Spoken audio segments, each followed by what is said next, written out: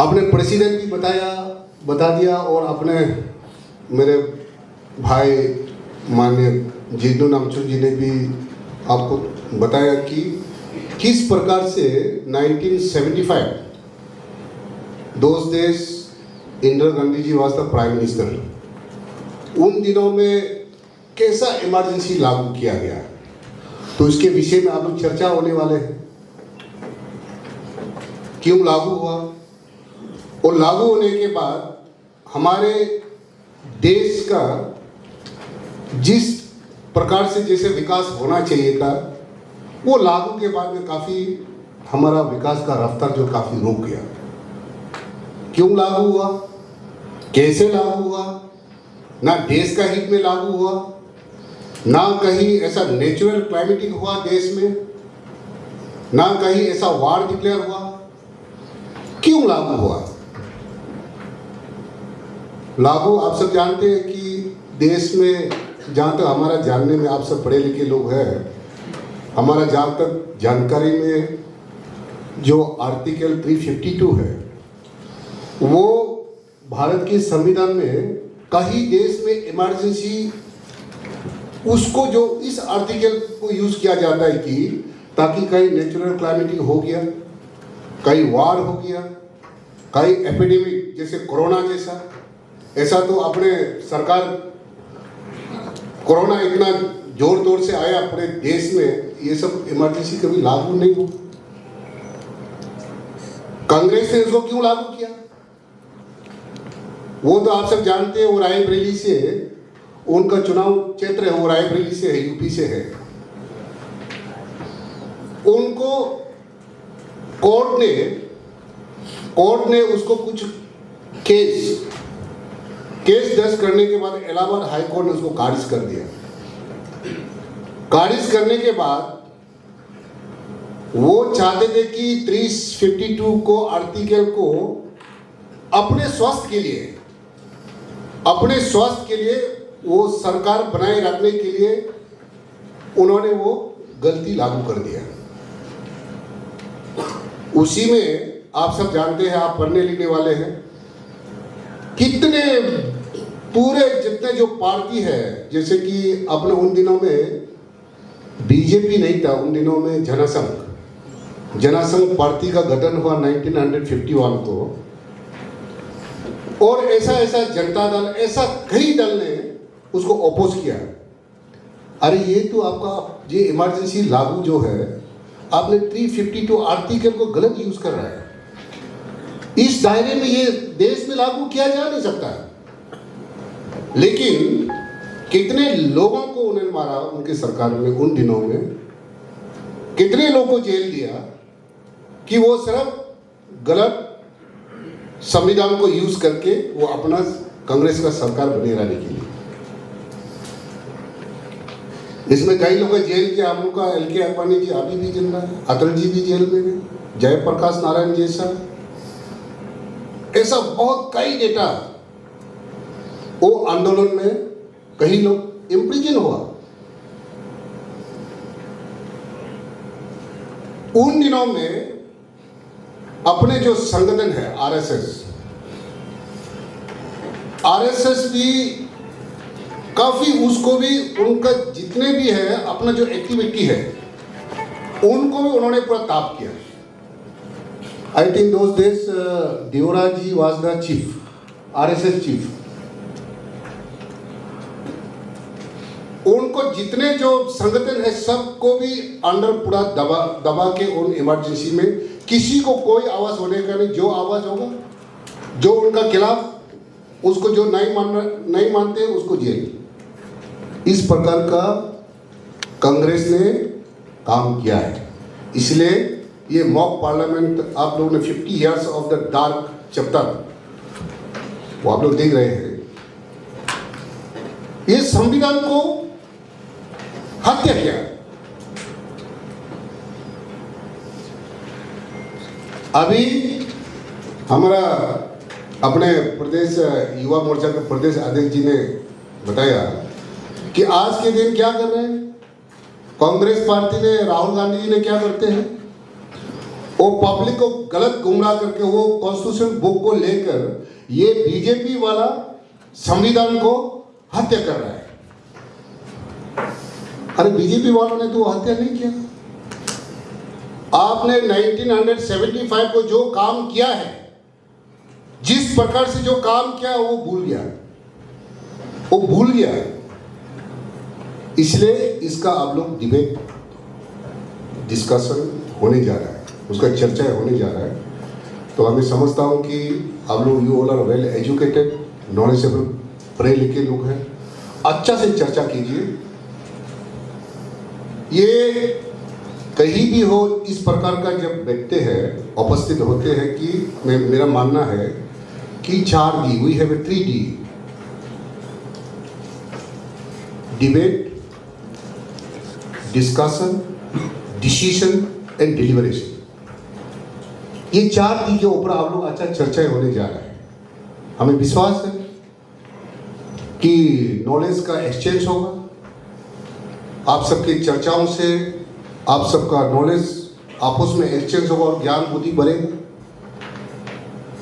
इसके साथ साथ मैं और 2 बार एक शब्द ये आउट ऑफ योर पार्लियामेंट में अब युवाओं के सामने में 1-2 बात रखना चाहता हूँ कि आप लोग जानते हैं कि अपने भाजपा की सरकार आने के बाद मोदी जी के नेतृत्व में अरुणाचल प्रदेश में जब से भाजपा आने के बाद, भाजपा के सरकार आने के बाद पेमा खांडू जी के नेतृत्व में, हम सब बताने का जरूरी नहीं है, आप सब गवाह हैं किस प्रकार से देश का डेवलपमेंट हो रहा है, किस प्रकार से प्रदेश का डेवलपमेंट हो रहा है, वह आप सब दिख रहा है। हर सेक्टर में हाईवे, रेलवे, डिजिटल वे, एआर वे, इतना विकास बीजेपी सरकार ने 65 to 70 इयर्स देश को रूलिंग किया। अपने सरकार तो 11 साल के अंदर करके दिखाया। 11 साल के अंदर कितने स्ट्रिक किया, आप लोगों को गर्व है कि नहीं? युवा लोग बताइए। पाकिस्तान हमेशा आंखों दिखाते थे, इनका घर में जाके मिसाइल दाग के आया। आप लोग टीवी में दिखाई कि नहीं दिखाए? दिखाई कि नहीं दिखाए? पाकिस्तान को अपने सरकार आने के बाद कितने स्ट्रिक किया। इंडिया को मोड़ के दिखना नहीं, चुप रहिए। ये किस सरकार ने किया? कांग्रेस सरकार ने सील कटा के लेके जाते थे बॉर्डर से। हमारे यहाँ का युवा, हमारे जवानों को सील कट के पाकिस्तान लेके जाता था। कांग्रेस सरकार एक आवाज नहीं उठाता था पार्लियामेंट में। अब जिस प्रकार से जो पहलगाम में हुआ, अपना बीजेपी के सरकार मोदी जी के नेतृत्व में कैसा जवाब दिया? यह है देश का पॉलिटिकल विल और पार्टी का विल और लीडरशिप का विल का चेंजेस। अपने प्रदेश में उन दिनों में सरकार वो नहीं है, मुख्यमंत्री सर पेमा खांडू जी बोल के नहीं, उनसे पहले भी कई मुख्यमंत्री थे। उन दिनों का डेवलपमेंट और आज हम 9 इयर्स में पेमा जी के नेतृत्व में क्या डेवलपमेंट हुआ वो आप सब जानते हैं, दिख रहा है। ऐसे हुआ करता था, हम यहाँ से सपा जाने में, हमारा डिस्ट्रिक्ट ईस्ट कामेंग जाने में 9-10 घंटा लगता था। अभी हम यहाँ से 3.5 घंटा सपा पहुँचते हैं।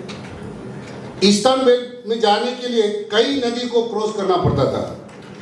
हाँ, और ये क्या बड़ी शहर है ये डिब्रूगढ़ वाला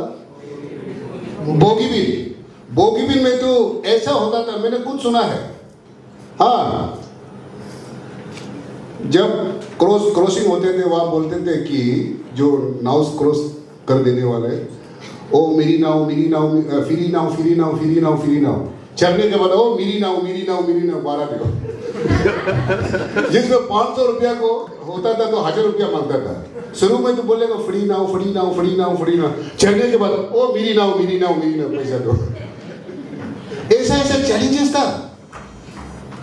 अब यहाँ ईस्टर्न साइड जाइए, कोई भी डिस्ट्रिक्ट में आप कनेक्ट करने के लिए जाने में आपको 7-8 घंटा से, और कहीं अरुणाचल में हार्डली 10 आवर्स 11 आवर्स। उन दिनों में तो 2-2 दिन लगता था। अंजो जाने में, मेचुका जाने में 2-2 दिन लगता था, तवांग जाने में 2-2 दिन लगता था। ये डेवलपमेंट देखिए। इसलिए माननीय प्रधानमंत्री जी ने कहा कि भारत आजादी के अमृत महोत्सव हम लोगों ने मनाया, 75 इयर्स हम सब मिलकर मनाया, देश में प्रदेश में भी मनाया। लेकिन अमृत काल, आजादी के अमृत काल 100 साल होने में 2047 को विकसित भारत होना चाहिए। ये प्रधानमंत्री जी का एक सपना है। आप सब जानते हैं कि अपने मुख्यमंत्री जी का जो सपना है कि विकसित अरुणाचल आजादी के अमृत काल में 2047 को विकसित अरुणाचल होना चाहिए। उसके लिए हम सब युवा लोग, हमारा युवा पीढ़ी का, आप युवाओं का कंट्रीब्यूशन का बहुत ही जरूरी है। वो कंट्रीब्यूशन ऐसा नहीं, अच्छा सोच, अच्छा विचार, स्वस्थ मन से मेहनती अरुणाचल को विकास करने में सरकार एकला से नहीं होगा। आप सबका भी योगदान चाहिए, आप सबका भी सुझाव चाहिए। ऐसा कई देश में कोई ऐसा सरकार नहीं है जो जब बजट प्रिपरेशन करते हैं, हमारा माननीय उप मुख्यमंत्री जी फाइनेंस और प्लानिंग को, वो ऑनरेबल मिनिस्टर चुनामी जी के नेतृत्व में, माननीय मुख्यमंत्री पेमा जी के नेतृत्व में, कोई प्रदेश ऐसा नहीं है जो युवाओं को बुलाकर, सीडीओ एनजीओ को बुला के बजट में आपका क्या सुझाव है बताइए, सरकार का खजाना को कैसा खर्च करना है, आप सलाह दीजिए। ये कोई प्रदेश में ये सलाह लेता नहीं। जन भागीदारी, टीम अरुणाचल जिस प्रकार से जो काम कर रहे हैं, टीम अरुणाचल की सरकार विकसित भारत एंड विकसित अरुणाचल के लिए माननीय प्रधानमंत्री जी ने घोषणा की और यह मुख्यमंत्री जी ने घोषणा की, नशा मुक्त भारत और प्रदेश में नशा मुक्त अभियान हम लोगों ने शुरू की है। ऑनरेबल गवर्नर साहब ने उसको फ्लैग ऑफ किया। मैं युवाओं से, आप सबसे मेरा एक ही अनुरोध, एक ही मैं हृदय से आप सबसे विनती करना चाहता हूं कि हमारे प्रदेश और देश आज कैंसर का तरह, कैंसर बीमार का तरह, ड्रग्स जिस प्रकार से जो देश में ड्रग्स के जरिए हमारा युवाओं बर्बाद होते जा रहा है, पूरे नॉर्थ ईस्ट में और अरुणाचल में हमारा युवा पीढ़ी ड्रग्स में डूब के बर्बाद होते जा रहा है। उसको देख नहीं सकता। हमारा देश का ताकत, हमारा भारत की ताकत, अरुणाचल प्रदेश की ताकत, उसका बैकबोन कौन है? आप सब है। आप जो उपस्थित आप सब है। The backbone of the nation, backbone of the Arunachal Pradesh. उसी बैकबोन को कमजोर करने के लिए ये पूरा हमारा पड़ोसी वाला कंट्री का उसका साजिश है, क्योंकि उन सब जानते हैं भारत एक कमिटेड युवा देश है। वो युवा देश को कमजोर करने के लिए हम बंदूक से नहीं कर सकता, हम मिसाइल से दाग के कमजोर नहीं कर सकते। हमको एक ही काम करना होगा, धीरे धीरे भारत को कमजोर करने के लिए युवाओं को ड्रग्स का जरिए डुबाना पड़ेगा। अरुणाचल प्रदेश का युवाओं को, प्रदेश को कमजोर करने के लिए पूरा युवाओं को ड्रग्स का जरिए डुबाना पड़ेगा। ये पाकिस्तान का साजिश है, ये हमारा पड़ोसी देश चाइना का साजिश है, ये बर्मा का साजिश है। इसको आप सब अवेयर होना, हमारा युवा लोग आप सब अवेयर होना वो बहुत जरूरी है। मैं आप सबसे, जितने भी सांसद, आप सबसे मैं अनुरोध करना चाहूंगा कि आपका चुनाव क्षेत्र में जाकर इसका जरूर प्रचार करें, लोगों को बताएं कि देश को, भारत को कमजोर करने का साजिश ये है। और आप लोग जब भी गेट टुगेदर होते हैं ये डिस्कशन हमेशा करना है। अपनी सरकार आने के बाद 3.0 हेमा जी की सरकार आने के बाद आप लोग देखे होंगे